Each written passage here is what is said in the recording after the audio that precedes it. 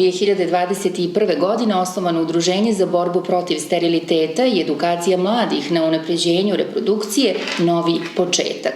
Osnivač je i predsjednik ovog udruženja Bojana Đurić-Perušinović, majka 3 djece, doktor medicine, specijalista ginekolog akušerstva, odnosno ginekologije i akušerstva, subspecijalista fertiliteta i steriliteta.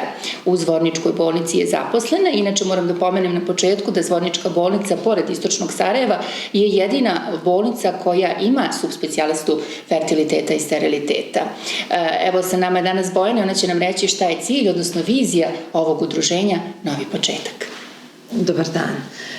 Cilj udruženja je da pruži podršku parovima koji imaju problem sa sterilitetom i ujedno da vrši edukaciju mladih kako da ne dođu do problema steriliteta, jer sve što se prije otkrije, taj problem, on je manji i lakše ga je liječiti.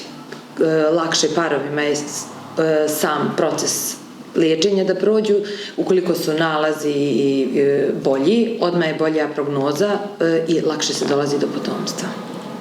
Mladost je udruženje koje postoji evo tek pola godine i za ovih pola godine, 6 mjeseci, koliko ste zadovoljni postignutim rezultatima?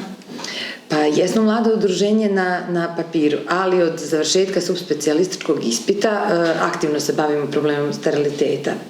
Kada sam pisala rad završni za odbranu subspecijalističkog ispita, imala sam temu praćenje populacije pacijentkinja od 20 do 25 godina, jedna grupa, a druga grupa je bila od 25 do 30 godina.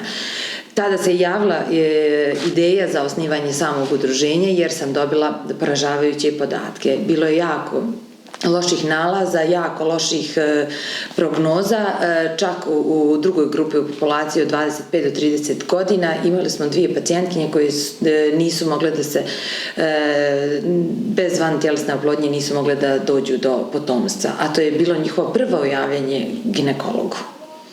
Tako da smo ta ideja se javila i onda uz podršku par pacijentkinja, pravnika i cijelog našeg tima malog iz udruženja osnovali smo udruženje i krenuli smo, papirološki smo to završili sve u oktobru, ali moramo da se pohvalimo, imamo već jednu bebu, Magdalenu, koja nam je stigla, pa ima jedno 10 do 15 dana. Tako da smo pojačanje. Hvala.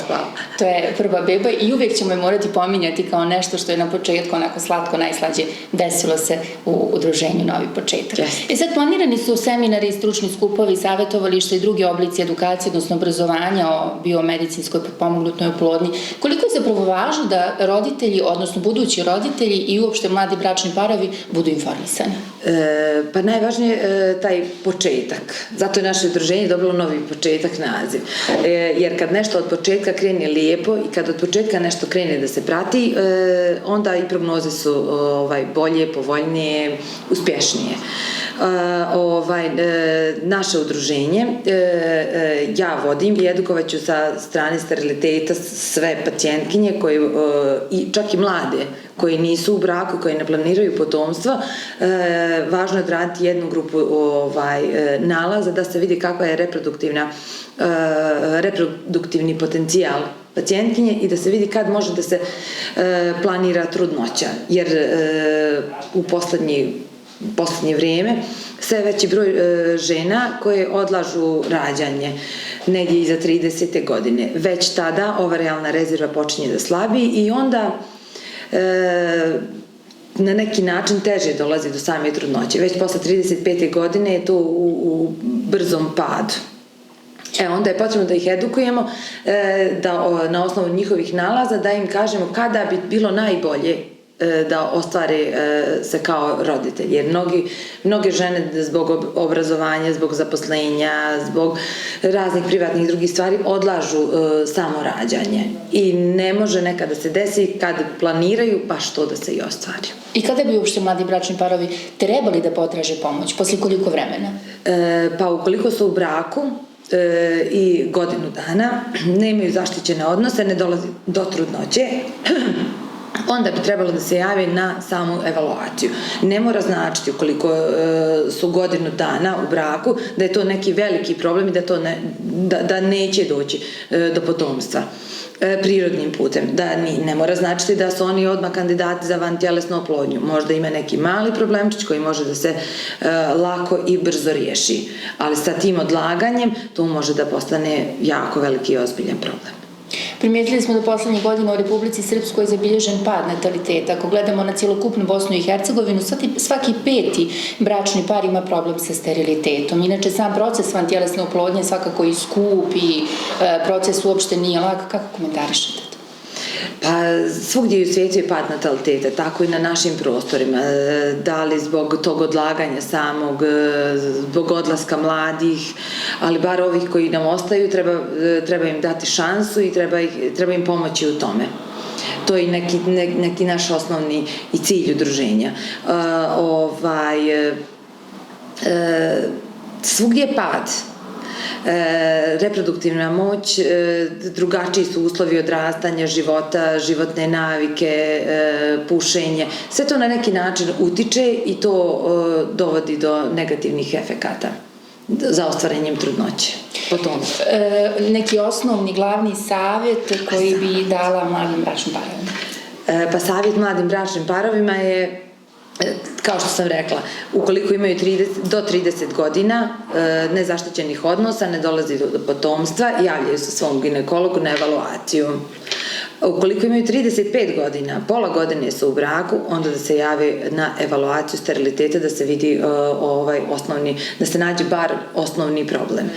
Savjetuje se zdrav način života, smanjenje pušenja, naravno pušenje ne može odjednom da se prekine, treba dobra volja, strpljenje, ali bar da se smanji ta za početak količina konzumiranja, alkohol da se izbaci i da se počinje vitaminska terapija i znači svi ostali preparati koji se dobiju od svog ginekologa da se koriste. Svaki bračni par dobit će je individualno liječenje, ne postoji sad jedna šema liječenja ista za sve parove. Znači svaki par se liječi na drugačiji način. Znači glavni savjet je da ukoliko tu granicu sa godinama dostignu, da potraže pomoć i onda će dobiti adekvatne upute i imaće sve savjete pred sobom. Sad kako moram da naglasim da je članarina u novom početku, znači da se ne plaća besplatno. Kako i na koji način mladi bračni parovi koji žele vaš savjet i žele da se učlane u vaše udruženje, kako da vas kontaktiraju? Pa udruženje jeste osnovano, ali članarine nemamo. Ono je na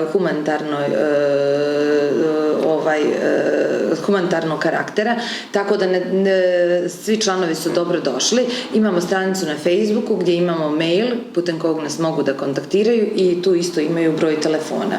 Kada nas kontaktiraju, onda dobiju sve dalja uputstva kako da dođu do nas i kako dalje da sarađujemo. Mi vam čestitamo još jednom na Magdaleni, prvoj rođenoj bebi u okviru udruženja Novi početak. Želimo vam puno uspjeha u daljem radu i sigurna sam da ćemo i mi pratiti vaš rad, vaše uspjehe nove koje slijede i svakako jedna jako važna stvar što mladi bračni parovi pored tih silnih pregleda i odlazaka doktoru i ljekaru mogu iskoristiti i savjetovalište i sve one informacije koje su potrebne da bi možda krenuli u korak sa liječenjem. Jeste, hvala vama. Hvala vam na izdvojenom vremenu. Družimo se naravno i vidimo se drugom prilikom. Bila je ovo doktorka Bojana Đurić-Perušinović, inače majka 3 djece, specijalista ginekologije i akušerstva i subspecijalista fertiliteta i steriliteta u Zvorničkoj bolnici.